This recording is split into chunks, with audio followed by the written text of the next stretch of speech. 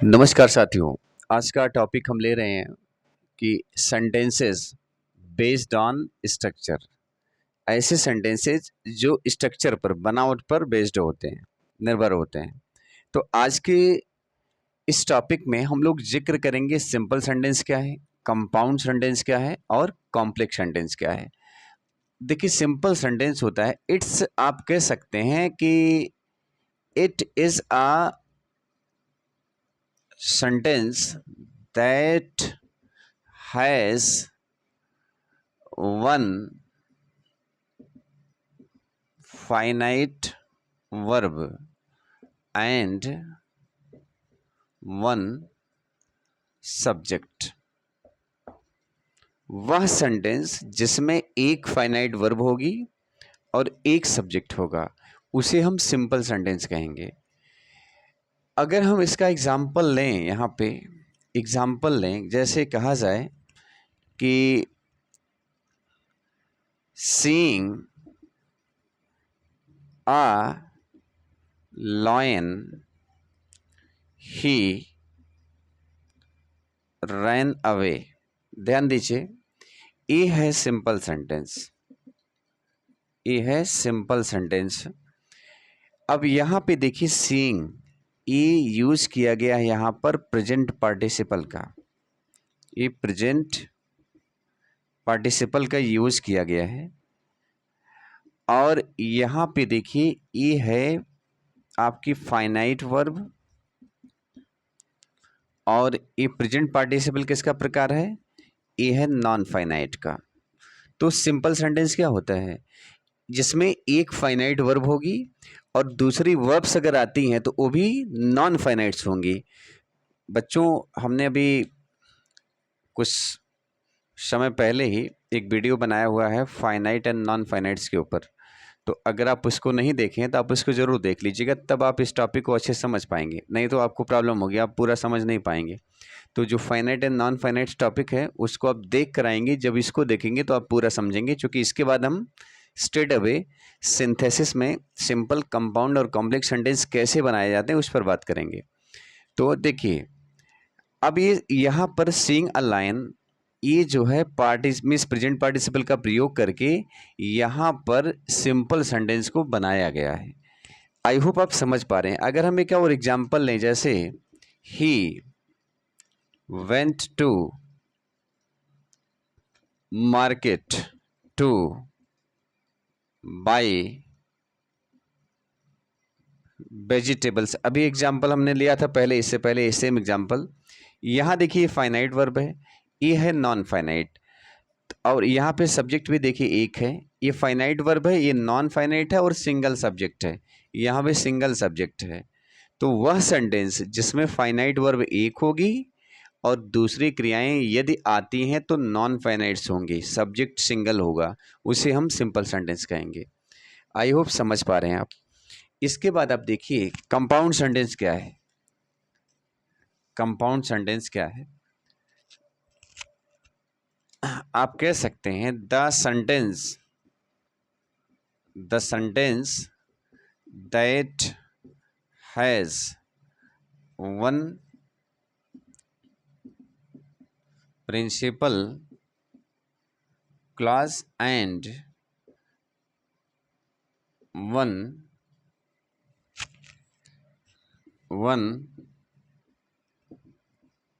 Coordinate clause, comma, is called a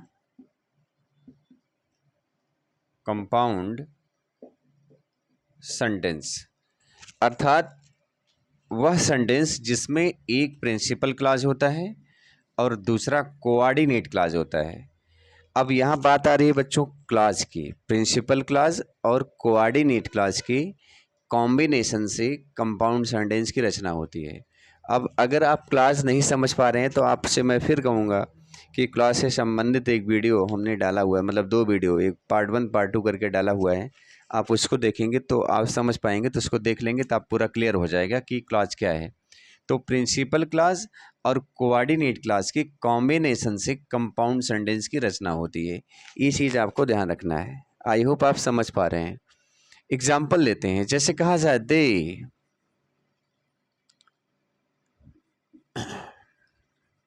played a match, they played a match but, अब दे कहिए चाहे ना कहिए, दे लॉस्ट इट। अब देखिए यहाँ पे क्या है कि दे प्लेड अ मैच, उन्होंने एक मैच खेला, बट दे लॉस्ट इट, लेकिन वो इसे हार गए। अब बट दे लॉस्ट इट, ये है कोऑर्डिनेट क्लास। ये क्या है? कोऑर्डिनेट क्लास है। कोऑर्डिनेट क्लास किससे शुरू होता है? कोऑर्डिनेटिंग कंजंक्शन से शुरू होता है। बट दे लॉस्ट इट, ये आपका है कोऑर्डिनेट क्लास, और दे प्लेड अ मैच, ये आपका है क्या? Principal class. ये है प्रिंसिपल क्लास। तो कंपाउंड सेंटेंस क्या होता है? Principal class plus coordinate class के संयोजन से, जोड़ने से बनता है। आई होप समझ पा रहे हैं। इसके बाद कॉम्प्लेक्स सेंटेंस देखते हैं। कॉम्प्लेक्स सेंटेंस क्या होता है? इस पे आप लोग कमेंट करिए और बताइए कि कॉम्प्लेक्स सेंटेंस क्या होता है। हम आपको बता रहे हैं। आप कह सकते हैं it's a sentence, it's a sentence that has at least two clauses. One, the principal, one, the principal clause, and the second one is subordinate clause. Second one is subordinate clause. तो complex sentence क्या होता है? ये complex sentence में एक होता है principal class और दूसरा क्या होता है? Subordinate class. कॉम्प्लेक्स सेंटेंस किसे कहते हैं? जिसमें एक प्रिंसिपल क्लास और दूसरा सबऑर्डिनेट क्लास होता है।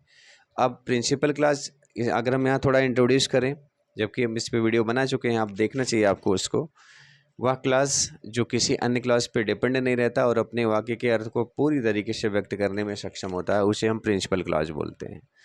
सबऑर्डिनेट क्लास क्या होता है? वह क्लास जो अपनी मीनिंग के लिए हमेशा प्रिंसिपल क्लास पे डिपेंड रहता है, उसे हम सबऑर्डिनेट क्लास कहते हैं। जैसे कहा जाए, मान लीजिए कि he was ill, he was ill, या यहाँ से बनाएं कि he did not attend the college because he was ill. ध्यान दीजिए, he did not attend the college, ये आपका है प्रिंसिपल क्लास। ये क्या है? ये है प्रिंसिपल क्लास। और बिकॉज ही वॉज इल, ये आपका क्या है? ये है सबऑर्डिनेट क्लास है। ये है सबऑर्डिनेट क्लास। तो प्रिंसिपल क्लास और सबऑर्डिनेट क्लास के मिलने से जो सेंटेंस बना वो क्या बना है? कॉम्प्लेक्स बना है। तो अब बच्चों आपको एक चीज़ ध्यान रखना है, ये चीज़ आपको अंतर, जब सेंटेंस आप बनाएंगे ना, सिंथेसिस में कंपाउंड बना रहे हैं, कॉम्प्लेक्स बना रहे हैं, सिंपल बना रहे हैं, तो ये जो बेसिक चीज़ें हैं ये आपको बहुत अच्छे से क्लियर होना चाहिए। नहीं तो अक्सर देखा जाता है क्लास में क्या होता है कि बच्चे कन्फ्यूज रहते हैं कि सिंपल बना है कि कॉम्प्लेक्स बना है कि कंपाउंड बना है, या कॉम्प्लेक्स वाले को कंपाउंड बनाना है तो दिक्कत होती है, सिंपल बनाना है तो दिक्कत होती है। तो ये जो बेसिक चीज़ें हैं कि सिंपल सेंटेंस में एक फाइनाइट वर्ब होगी, बाकी दूसरी जो है नॉन फाइनाइट्स होती हैं। अगर दूसरी वर्ब आ रही है, देखिए लिखा है it is a sentence that has one finite verb and one subject. अगर दूसरी वर्ब आ रही है तो क्या होगी? नॉन फाइनाइट होगी। सिंपल सेंटेंस में अगर दूसरी वर्ब आ रही है तो क्या होगी? नॉन फाइनाइट होगी। अब कंपाउंड सेंटेंस क्या होगा? जिसमें एक कोऑर्डिनेट क्लास होगा और एक क्या होगा? प्रिंसिपल क्लास होगा। कॉम्प्लेक्स सेंटेंस क्या होता है? मतलब वह सेंटेंस जिसमें एक प्रिंसिपल क्लास होगा और दूसरा क्या होगा? सबऑर्डिनेट क्लास होगा।